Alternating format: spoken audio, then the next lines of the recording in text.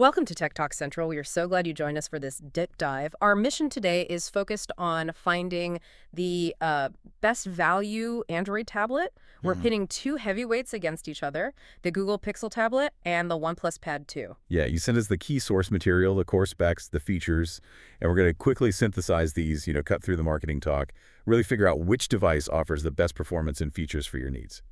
We're sticking to the facts here. Okay, so the contenders. We've got the Google Pixel tablet, that's the 11-inch screen, Tensor G2 chip, very ecosystem focused, and then the OnePlus Pad 2, bigger 12.1-inch screen, and that, wow, Snapdragon 8 Gen 3 chip. Pure performance machine, it seems like. Okay, let's unpack this, starting with the engine room. Definitely. Let's start there because the raw hardware difference is probably the biggest thing separating these two. It really defines what they're built for. All right, so baseline specs first, RAM and storage. The Pixel tablet comes with 8 GB RAM and 128 GB storage. Seems pretty standard, right? Functional. It's functional, yeah. Yeah. But the OnePlus Pad 2, it comes in significantly higher. 12 GB RAM and 256 GB storage right off the bat. Okay, whoa. That's a 50% jump in RAM, double the storage. Exactly. And that means, real practical benefits if you're a power user, multitasking, loads of tabs open, maybe a demanding game. The OnePlus just has more breathing room, handles those concurrent tasks better without stuttering. More digital workspace, basically. Right. And that leads us straight to the processor. This is where it gets really interesting, you said. Defines the value proposition. I think so, yeah. The Pixel uses Google's own Tensor G2 processor. It's listed at 2.85 gigahertz. Okay. But it's fascinating here. The Tensor G2, it isn't really built purely for top clock speed. It's a system on a chip designed specifically for AI and machine learning tasks. So things like image processing, voice commands. It handles that stuff really efficiently, optimizing the Google experience. But wait, okay, if we're talking best performance value, isn't the G2 feeling a little dated already? Because the source material shows the OnePlus Pad 2 has that cutting-edge Qualcomm Snapdragon 8 Gen 3, listed at 3.3 gigahertz. That sounds like a huge difference on paper. It absolutely is, if raw power is your main metric. The source material specifically notes the real-world impact, too. It says the Snapdragon 8 Gen 3 delivers like 25% faster graphics processing compared to the G2. And that's not just a number, right? It means noticeably faster frame rates in high-end games, quicker rendering if you're doing creative work, just better efficiency overall for intense stuff. If graphics and speed are your priorities, the OnePlus hardware is just superior. Okay, so OnePlus clearly takes the horsepower crown there. What about keeping these things running? Battery life and, importantly, charging. Well, both tablets promise roughly 12 hours of average battery life, which is pretty solid, suggests good optimization from both. But how quickly they charge back up, that's where the OnePlus pulls way ahead. It offers 67W fast charging.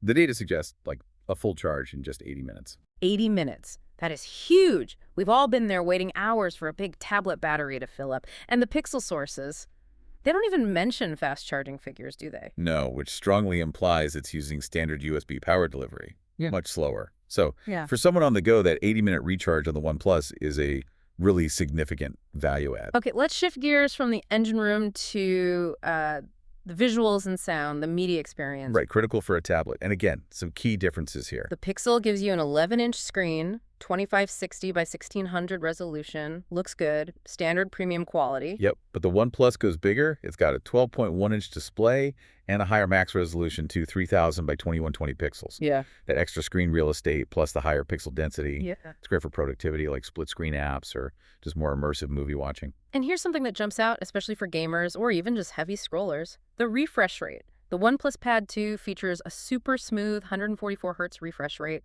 plus up to 900 nits peak brightness. That sounds impressive. It really is. The 144 Hz most standard screens, likely including the Pixel, since it's not specified, are probably 60 Hz. And the difference between 60 Hz and 144 Hz is stunning. Scrolling feels incredibly fluid, animations are smooth, fast games are way more responsive. That high refresh rate, combined with the brightness, it really makes the OnePlus display feel premium. It's a big upgrade to the actual user experience. Okay, makes sense. And then audio to complete that experience. Pixel has 4 speakers, pretty standard for high-end tablets. It is. But OnePlus, again, kind of ups the ante. It has 6 speakers. And the sources suggest they're not just extra speakers. They're actually designed for more powerful bass and clearer highs. They also mentioned it complements OnePlus's own hyperboost and hyper-rendering features for gaming. Right, hyperboost and hyperrendering. We should probably quickly explain what those actually are for listeners. Good point. Um, Basically, hyperboost is software optimization. It works to keep frame rates stable in demanding apps, trying to prevent those annoying performance dips during long gaming sessions. And hyper-rendering focuses on improving the image quality and loading speeds within games and video, making sure the Snapdragon's power actually translates to what you see. They're essentially OnePlus's own tweaks to maximize the hardware's gaming potential. Got it. Okay, one last hardware point before we get into software and AI cameras. Now, tablets aren't primarily cameras, but video calls matter. The Pixel highlights its Google Meet features, like the camera following you around, but the specs seem okay. 1080p quality mentioned for the rear camera. Yeah, seems more software-focused there. Huh. The OnePlus lists higher hardware specs, Uh-huh. a 300MP rear camera and an 8MP front camera. Now, megapixels aren't everything, obviously, but higher numbers usually mean clearer document scans and potentially better video quality for calls. Okay, so if we just stop and look purely at the hardware specs, processor, RAM, screen, charging the OnePlus Pad 2 seems like the clear winner in terms of performance value, right? Based purely on the hardware. Yes, absolutely. Which leads to the big question. Why would you choose the Pixel tablet then? Exactly. And that brings us to the whole ecosystem and AI side of things. That seems to be the Pixel's entire game plan. The Tensor G2 chip might be slower on raw benchmarks, but it's purpose-built for Google's AI integration. That's right. The Pixel is all about those unique Google AI tools, making everyday tasks easier. Things like search anything right from the app you're in just by drawing a circle. That circle to search feature, it's got the magic editor for really easy photo editing, changing backgrounds, moving objects around using those dedicated cores in the Tensor chip, and of course deep integration with Gemini for brainstorming, planning, writing, right within the OS.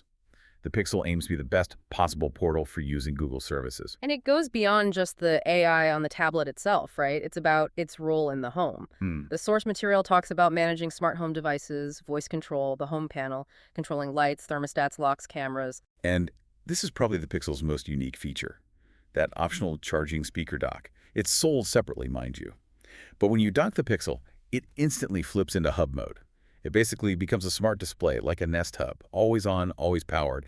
That turns the tablet into this persistent home control center sitting on your counter or nightstand. That's something the OnePlus just doesn't do. It's a different kind of utility. Plus, you get that seamless connection with other Pixel devices, phone, earbuds, watch, easy audio handoff, that kind of thing. It's all about being part of that Google environment. Right. Now, the OnePlus Pad 2, running Oxygen OS 14.1, it does have its own AI tools, but they feel more focused on productivity and content creation. You get things like AI Eraser 2.0 for removing objects and photos, Smart Cutout for making stickers easily, and an AI toolbox with summary and writer features. So it sounds like OnePlus AI is more about enhancing your workflow, making content creation faster. Exactly, speeding up tasks. While the Google AI is more about integrating the device into the wider ecosystem and making that easier to navigate and control. Precisely.